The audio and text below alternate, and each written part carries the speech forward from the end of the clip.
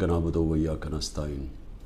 सबसे पहले तो मैं तहरीक इंसाफ के कारकुनों को मुबारक देता हूँ कि इसके बावजूद कि पूरा क्रैक डाउन हुआ तहरीक इंसाफ के ख़िलाफ़, तकरीबन सारी लीडरशिप या जेल में है या अंडरग्राउंड है, छुपी हुई है, उसके बावजूद जिस तरह पब्लिक निकली और इस चीज़ के ऊपर जो कि हर मुसलमान को तकलीफ़ देती है कि कुरान की जो बेहुरमती की गई स्वीडन के अंदर और आज़ादी राय के आड़ लेके उसके पीछे छुप के की गई, तो मुझे बड़ी खुशी हुई कि एक ज़िंदा कौम की तरह और अपने कारकुनों को मैं ख़ास तौर पे कहना चाहता हूँ कि ज़िंदा कौमें ही निकलती हैं हक सच के लिए और इंसाफ के लिए।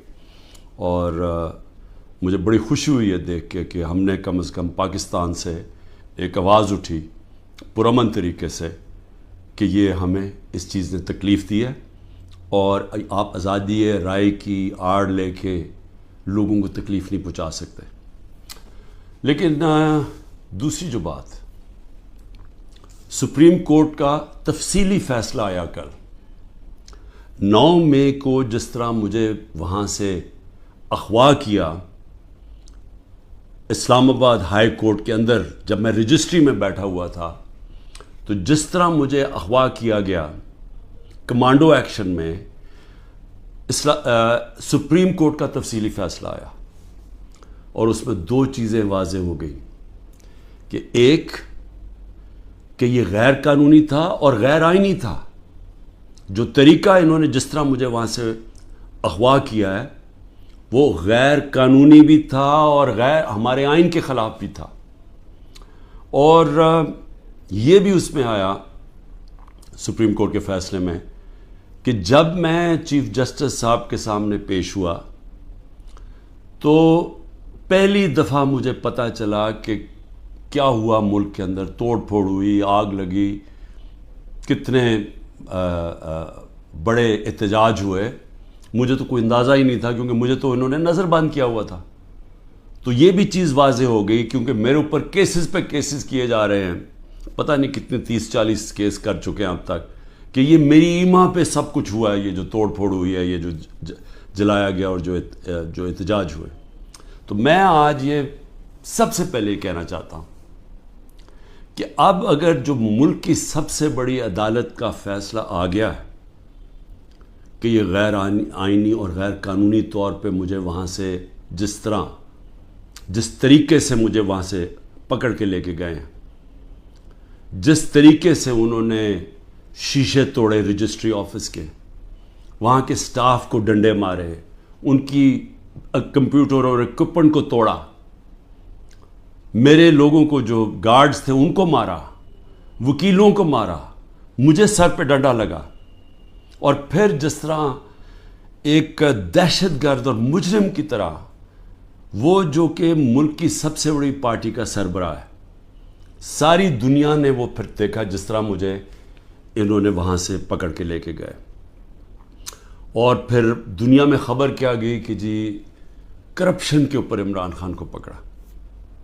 वो आदमी जो इस मुल्क की तारीख़ का सबसे ज़्यादा पैसा इकट्ठा करता है खैराती प्रोजेक्ट्स के लिए, जिसको ये कौम सबसे ज़्यादा जिस पे एतमाद करती है अपने पैसे से, इससे बड़ा तो कोई एतमाद नहीं है कि जब लोग अपने पैसे से किसी को ट्रस्ट करते हैं कि उन्हें पता है कि उनका पैसा वो अमानतदार है, जिसको सुप्रीम कोर्ट ने पहले सादिक और अमीन भी कहा है, जिसने सारे पाकिस्तान के अवार्ड्स जीते हुए हैं, जो 50 साल से सारी दुनिया के अंदर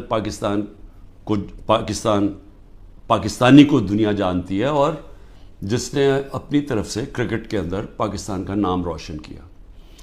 तो मेरा सबसे पहला सवाल ये है कि इसका कौन जिम्मेदार है? क्या इंटीरियर मिनिस्ट्री जिम्मेदारी उठाएगी इसकी? कोई इसको जिम्मेदार ठहराएगा? और क्या नैब चेयरमैन इसकी जिम्मेदारी लेगा जो हुआ मेरे साथ? और मैं अब इससे आगे चलता हूँ। जब मुझे ये जिस तरह उठाया गया और अब साबित हो गया कि ये इस मुल्क के आइन और कानून के ख़िलाफ़ था, तो क्या हमारी पार्टी को ये हक नहीं था पुरअमन एहतजाज करने का?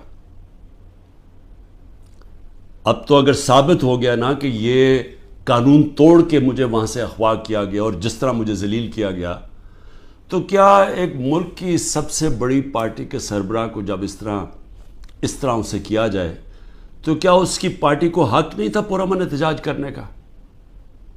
اور یہ میں پھر واضح کر دوں، آئین ہمیں کہیں جگہ پہ روکتا نہیں ہے پرامن احتجاج سے، کہ جی کنٹونمنٹ میں احتجاج ہو یا جہاں بھی ہو، ہم کہیں بھی احتجاج کر سکتے ہیں۔ یہ ہمیں آئین ہمیں حق دیتا ہے، ہمیں توڑ پھوڑ کا حق نہیں دیتا، ہمیں جلانے کا حق نہیں دیتا، اور وہ سارے ہم سب اس کی مذمت کرتے ہیں۔ میں نے سپریم کورٹ میں جب مجھے بتایا چیف جسٹس صاحب نے، میں نے اس کی مذمت کی، اور انہوں نے وہ لکھا اپنے آرڈر کے اندر، اور میں نے کہا کہ 27 سال میں آج تک میں نے کبھی اپنی جماعت کو یہ نہیں کہا کہ کسی قسم کی انتشار کے اندر شامل ہو۔ میری سٹیٹمنٹس ہیں، جب ہمارے سے ظلم بھی ہوا 25 مئی کو، جب ہمارے اوپر جس طرح انہوں نے ہمارے ساتھ ظلم کیا کہ ہمیں بغیر کراؤڈ ہے ان کا ڈنڈے مار کے ٹھیک کرو، عورتوں کے اوپر، بچوں کے اوپر جو ہمارے نکلے ہوئے تھے پرامن احتجاج کے لیے، ان کے اوپر جو انہوں نے تشدد کیا، میں نے اگلے دن اسی دن رات کو ہوا، صبح کو میں نے اپنا دھرنا کینسل کر دیا، اور میری اس تقریر سن لیں، میں نے ادھر کہا کہ میں انتشار نہیں چاہتا۔ 26 نومبر کو 4 لاکھ لوگ جمع ہوئے پنڈی کے اندر، اور وہ سارے تھا کہ ہم نے پرامن ایک مارچ کرنی ہے وہاں سے اسلام آباد، وہاں جنہوں نے 30,000 پولیس جمع کر لی۔ تو مجھے پھر پتا تھا کہ انہوں نے ہمارے ساتھ وہی جو 25 مئی میں انہوں نے اس باری پھر وہی کرنا ہے، اور مجھے خوف تھا کہ اتنی زیادہ پبلک ہے اور وہاں خون خرابہ ہوگا۔ میں نے کینسل کر دیا، میں نے اسلام آباد کی مارچ 26 نومبر کو کینسل کی، اور اس کے بعد یہاں 8 مارچ کو جب ہم پرامن ہماری الیکشن کی ریلی نکلنے شروع ہوئی، انہوں نے اس کے اوپر جب حملہ کیا، پھر وہ میں نے ریلی کینسل کی، میری تقریر ہے۔ تو میں نے تو ہمیشہ پرامن احتجاج کی بات کی ہے 27 سالوں سے، تو وہ سامنے آ گیا، سپریم کورٹ کی ججمنٹ بھی ہے کہ مجھے تو جب پہلی دفعہ پتہ چلا میں نے تب کہا، مذمت کی، اور اس کے علاوہ اب یہ جو ہمارے لوگوں کا احتجاج ہے اس کو غداری کہہ دیا گیا ہے کہ ملک سے غداری ہوئی ہے۔ اب میرا سوال یہ ہے کہ غداری کس نے کی؟ کیا ڈنڈے مار کے ایک پارٹی کے سربراہ کو اور اس کے لوگوں کو مار کے اور غیر قانونی طور پہ اغوا کرو، اور پھر ہم سمجھیں کہ جی وہ بھیڑ بکریوں کی طرح چپ کر کے بیٹھ جائے گی پارٹی، وہ احتجاج بھی نہیں کر سکتی، وہ احتجاج کرے تو وہ غداری ہوگی اب، اور ان کو ساروں کو جیلوں میں 48 گھنٹے میں 10,000 لوگوں کو جیلوں میں ڈالا، سینئر لیڈرشپ ساری جیل میں، ابھی ساری انڈر گراؤنڈ ہے۔ 9 مئی سے اب تک ہر روز لوگوں کو اغوا کیا جا رہا ہے، ہر روز لوگوں کے گھروں میں جاتے ہیں، رشتہ داروں کے گھروں میں جاتے ہیں، گھر توڑتے ہیں، پولیس گھر لوٹتی ہے، ساتھ نامعلوم افراد آتے ہیں، چوری کرتے ہیں۔ میاں اسلم اقبال کی بیٹی کے سارا جہیز چوری کر کے لے گئے۔ کل وہاں بنو کا ہمارا ایم پی پختون یار 40 لاکھ کا وہاں اس کے گھر پہ سونا پڑا ہوا تھا، زیور پڑا تھا، وہ چوری کر کے لے گئے۔ یہ کون سی دنیا میں اس کی اجازت ملتی ہے؟ کون سے قانون کے تحت؟ اور صرف سزا مل رہی ہے کہ جی آپ نے 9 مئی کو احتجاج کیوں کیا؟ کیونکہ اب تو واضح ہو گیا نا کہ ہمارا احتجاج جائز تھا، کیونکہ غیر قانونی طور پہ، پھر سے میں کہتا ہوں، آئین توڑ کے مجھے اٹھایا گیا ہے، اور جس طرح اٹھایا گیا ہے اس کا ریئیکشن آنا تھا۔ اور میرا اب اگلا سوال ہے کہ کس نے پلان کیا سب کچھ؟ کیونکہ یہ جس نے بھی پلان کیا، کیا وہ چاہتے تھے کہ یہ ریئیکشن ہو؟ کیا یہ جان کے کیا گیا؟ کیونکہ اور طرح کی بھی تھے، اگر پکڑنا تھا وارنٹ دکھاتے پولیس، میں نے چلنے سے پہلے کہا کہ اب مجھے پکڑنا ہے تو وارنٹ دکھاؤ، پولیس آ کے لے جائے، تو وہاں سے اس طرح بھی، لیکن کیوں یہ جان کے کیا گیا؟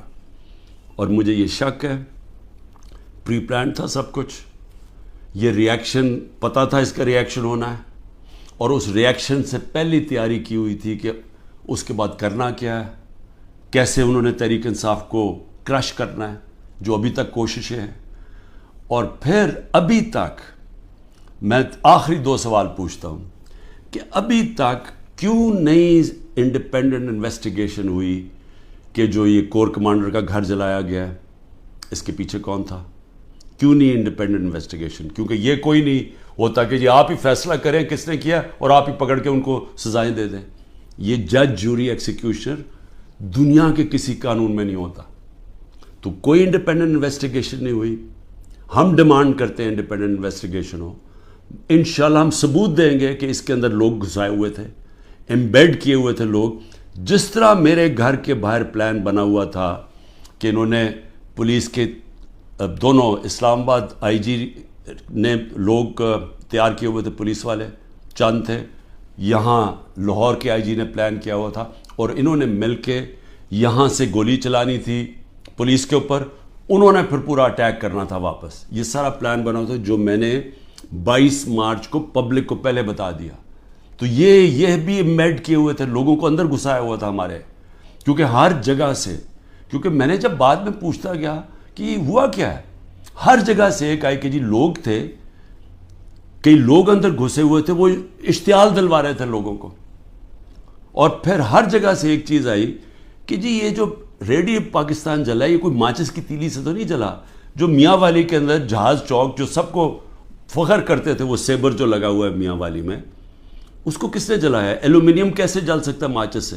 کوئی پلان ہی تھا نا. تو چلیں ہم غلط ہو سکتے ہیں لیکن انڈیپینڈنٹ انویسٹیگیشن تو ہونا چاہیے نا اس کا, وہ کیوں نہیں ہو رہا؟ اور مجھے افسوس ہے کہ جو فضا بنائی ہوئی ہے کہ غدار پوری پارٹی کو غدار بنایا ہوا ہے, اس فضا کے اندر یہ نہیں ہونے لگا. یہ جو اس وقت جنگل کا قانون پاکستان میں ہے یہ نہیں ہوگا. اور دوسری چیز میں سوال پوچھتا ہوں آج کہ جو 25 لوگوں کو شہید کیا گیا, جس میں سے 16 ہمارے پاس ایڈریسز ہیں, باقی 9 غائب ہیں, کیونکہ ہمیں خوف ہے کہ اس طرح یہاں اس وقت خوف پھیلایا ہوا ہے, جو یہ جو ظلم کا نظام بنا ہوا ہے اس کے اندر وہ پولیس پہنچ جاتی ہے. یہ 16 کا بھی بڑے مشکل سے ڈر کے ان کے رشتہ داروں نے بتایا, ان کے نام دیے ہیں, پتہ دیے ہیں, جو 16 لوگ شہید کیے گئے ہیں. اس کے علاوہ جو 3 لوگ, پہلے میں 2 سمجھ 3 لوگوں کی ٹانگیں ضائع ہو گئی ہیں, ٹانگیں کٹ گئی گولیاں لگ کے. ایک پیرالائزڈ ہے, اس کی کمر میں گولی لگی ہے, وہ بستر پہ ہے. اور اس کے علاوہ 50 سے زیادہ لوگوں کو گولیاں لگی ہیں. اب میں یہ سوال پوچھتا ہوں, یہ کیا پاکستانی نہیں تھے؟ یہ انسان تھے نا, تو انسانوں کے تو حقوق ہوتے ہیں. تو آج ابھی بھی اب ختم ہوا ہے فرانس میں, ایک 17 سال کے ٹین ایجر کو گولی ماری ہے پولیس نے, آگ لگ گئی سارے, 1000 سے زیادہ بلڈنگز اور گاڑیاں جل گئی فرانس میں, کیونکہ ایک انسان کی جان لی تھی فرانس کی پولیس نے. یہاں کوئی فکر ہی نہیں ہے, کوئی انویسٹیگیشن ہی نہیں ہے. سب نہتے تھے, کسی پولیس والے کو, کسی رینجر کو کوئی گولی نہیں لگی. اس کا مطلب یہاں سے تو کوئی فائرنگ نہیں تھی.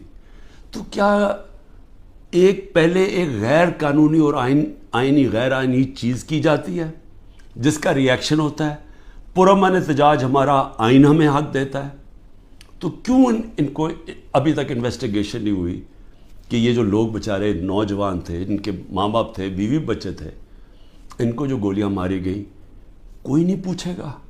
ابھی تک تقریباً 2 مہینے ہونے والے ہیں, کوئی پوچھے گا نہیں کہ یہ بھی پاکستانی, ان کے بھی رائٹس ہیں, ان کے حقوق ہیں. تو اس کو بھی صرف ایک پوری فضا بنا کے کہ جی پاکستان کے اندر جو یہ ہوا ہے 9 مئی کو, اس کے اوپر ایک پوری پارٹی کے اوپر, اس کے اوپر ہر قسم کا تشدد کرو, ان کو دباؤ, ختم کرو.